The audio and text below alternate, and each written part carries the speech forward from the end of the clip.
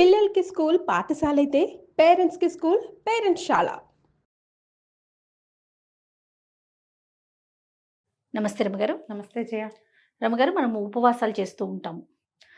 కొంతమంది ఒక్కొక్క రోజు ఒక్కొక్కళ్ళు తీసుకొని దాన్ని బట్టి ఉపవాసం చేస్తాము. ఏకాదశికి మీరు రెగ్యులర్‌గా ఉపవాసం చేస్తారు. దీని యొక్క ఫలితం ఏంటి రమగారు? ఒకటేమో ఉపవాసం అనంగానే భగవంతుడి సమీపంలో నివసించటం పాయింట్. భగవత్ సేవ కోసం.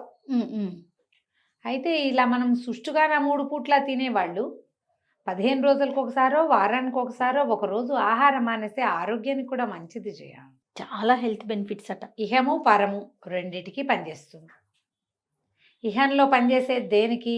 ఆరోగ్యానికి మంచిది. రోజు శుభ్రంగా తింటాం 3 పూట్ల. పచ్చళ్ళని, ఊరగాయలని అవన్నీ ఇవన్నీ వేసుకుంటాం. స్వీట్లు హాట్లు తింటాము. అన్నం సుష్టుగా భోంచేస్తాము. దుంపకూరలు అవి తింటాము. ఒక గ్యాప్ ఇచ్చామనుకో, ఈ లోపల పేరుకుపోయినటువంటి రకరకాల వ్యవహారాలని అది సరిచేస్తుంది. ఉపవాసం తర్వాత నిన్నంతా కడుపు కాలిపోయింది, ఇవాళ ఇంత తినం, కొన్నే తినాలి. ఉపవాసం విడిచిన తర్వాత తినవలసిన పదార్థాలు లిమిటెడ్గా సాత్వికమైన ఆహారంగా చెప్తారు. అవును. సాధారణంగా ఏకాదశికి బాడీని రెడీ చేసే విధానం కూడా చెప్పబడుతుంది. ఏకాదశి ముందు నాటు రాత్రి అన్నం తినకూడదు. దశమి నాటి రాత్రి పలహారం. ఏకాదశి పగలు రాత్రి ఉపవాసం. ద్వాదశి నాడు పొద్దున మృష్టాన్న భోజనమే. మళ్ళీ ద్వాదశి నాటి రాత్రి టిఫిన్, అన్నం తినకూడదు, పలహారమే. ఇప్పుడు చూడు, శరీరం మీద ఎక్కువ బరువు వేసినట్టు కాదు, మొత్తం తీసేసినట్టు కాదు. దీనివల్ల అడ్జస్ట్ అవుతుంది శరీరంలో ఉన్న రకరకాల సమస్యలు, ఆహారం వల్ల వచ్చినటువంటి ఆరోగ్య సమస్యలు, దీనివల్ల కొంత తగ్గుముఖం పడతాయి.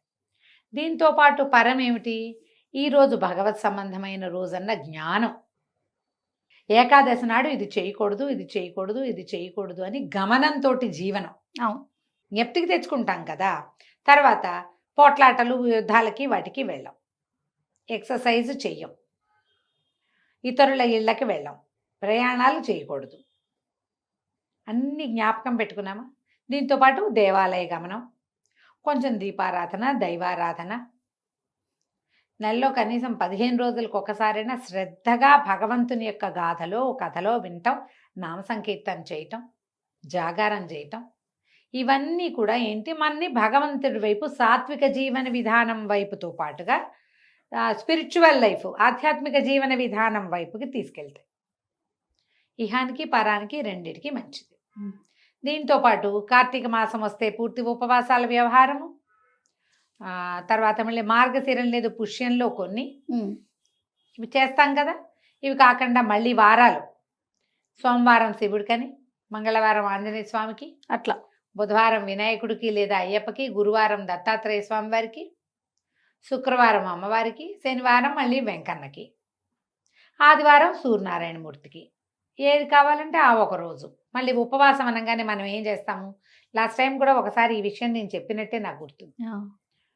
అన్నం మానేయటం ఒకటే ఉపవాసంగా భావిస్తాం. అది పొరపాటున కూడా కాదు. అన్నానికి భిన్నం ఇంకోటి ఏదైనా తద్భిన్నం ఇంత తింటాం కాదు. పళ్ళు తింటాం, ఏ నీళ్ళో తాగటం, లిక్విడ్ డైట్ మీద ఉండటం, మజ్జిగ, మంచినీళ్ళు, పళ్ళ రసాలు మాత్రమే తీసుకుని, లేదా ఒట్టి ఫలాహారమే తీసుకుని, ఉప్మా తిన్నా కాకుండా తింటాం. 4 దిబ్బరొట్టెలు, 3 దిబ్బరొట్టెలు. మా పెద్దబాబు అంటూ ఉండేవారు, చాకలి బండంత దిబ్బరొట్టె. చాకలి బండ ఎంత ఉంటుంది? అదే గజన్నర పొడు గ్లాస్ మజ్జిగ. ఇంకా అన్నం ఎందుకు వాడికి? ఉన్నాం, అదే కదా, అన్నం అక్కర్లేదు కదా. గజన్నర గ్లాసుడు మజ్జిగ తాగినా, కాఫీ తాగినా ఇంకేం ఆకలిస్తుంది జీవుడికి? అలా చేయకూడదు. మామూలుగా నువ్వు ఈ గ్లాస్ మజ్జిగ తాగుతావు, ఈ గ్లాస్ తాగాలి, ఇంతే. దీంతో పాటు దైవారాధన తప్పకుండా ఉంచుకుంటే ఇహానికి పరానికి ఉపయోగపడుతుంది. మనం ఇట్లా గ్యాప్ ఇవ్వటం వల్ల ఏంటంటే లోపల ఉన్న రకరకాల టాక్సిన్స్ బయటకు వస్తాయి. శరీర వ్యర్థాలు, మలినాలు క్లీన్ అవ్వడానికి ఇది మంచి అవకాశం. ఎక్కువ మంచినీళ్ళు తీసుకోవటం, ఇందులో ఏంటంటే శారీరకమైన పని తక్కువ చేయటము, ఎక్సర్సైజ్ చేయకపోవటము, అది ప్లస్. ఆహారం తీసుకోలేదు కాబట్టి మామూలు సాధారణమైన క్రియలకి దూరంగా ఉంటాం. మా సాధారణమైన క్రియలకి ఇది సరిపోతుంది.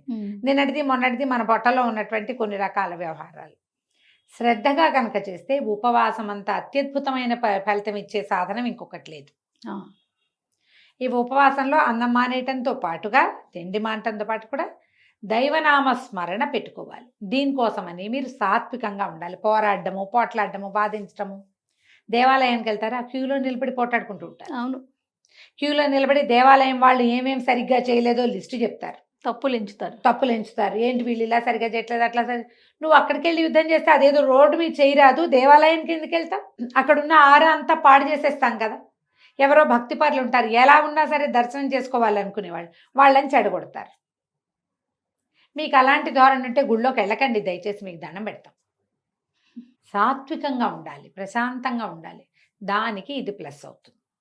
మీకు అనారోగ్యంగా ఉన్నా, వీక్నెస్ ఉన్నా, ఏమైనా తల తిరుగుడు లాంటి సమస్యలు ఉన్నా, బీపీ డయాబెటీస్ ఉన్నా, ప్రెగ్నెన్సీ ఉన్నా, లేదా కొత్తగా డెలివరీలు అయిన వాళ్ళైనా, వృద్ధులు ఉండలేని వాళ్ళు, మందులు ఉన్న వాళ్ళు ఉపవాసాల జోలికి వెళ్ళకండి. ఓకే.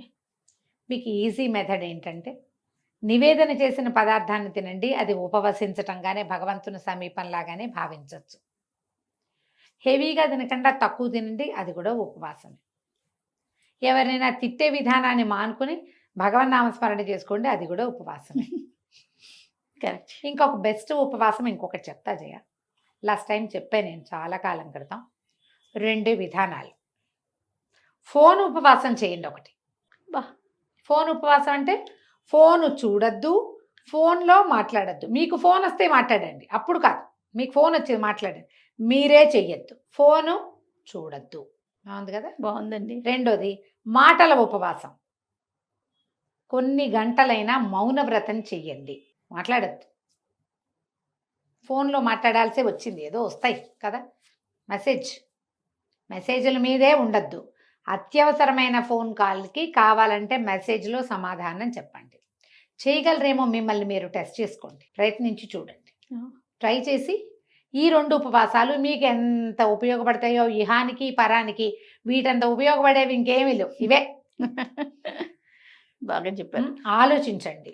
తప్పకుండా. ఇది ఎక్కడో ఒక చోట మనం అడ్డుకట్ట వేస్తే ఆరోగ్యానికి, కళ్ళకి మంచిది, బ్రెయిన్కి మంచిది. రేడియేషన్ నుంచి కొన్ని గంటల పాటైనా దూరంగా తప్పించుకుంటాం. ఉంటావు. అవునండి. మాట్లాడడం మానేస్తే సగం గోళాలు తగ్గిపోతాయి. లోపల ఆలోచించుకోండి, నేనేమిటి, నాకేం కావాలని. కాకపోతే పొద్దునుంచి మానేసా కదా అని సాయంత్రం అబ్బాదబ్బా జబ్బాలాగా మొత్తం అని మాట్లాడేసేద్దాం అనుకోకండి. ఫోన్ కాల్స్ తగ్గించండి, ఆలోచించండి. ఆహారానికి కొంత మనం అడ్డుకట్ట వేయగలిగితే కూడా అది కూడా మంచిదే. ఓకే. ఆలోచించి ఏ ఉపవాసాన్ని తీసుకోదలుస్తారో ప్లాన్ చేసుకోండి. నమస్తే. నమస్తే జయ.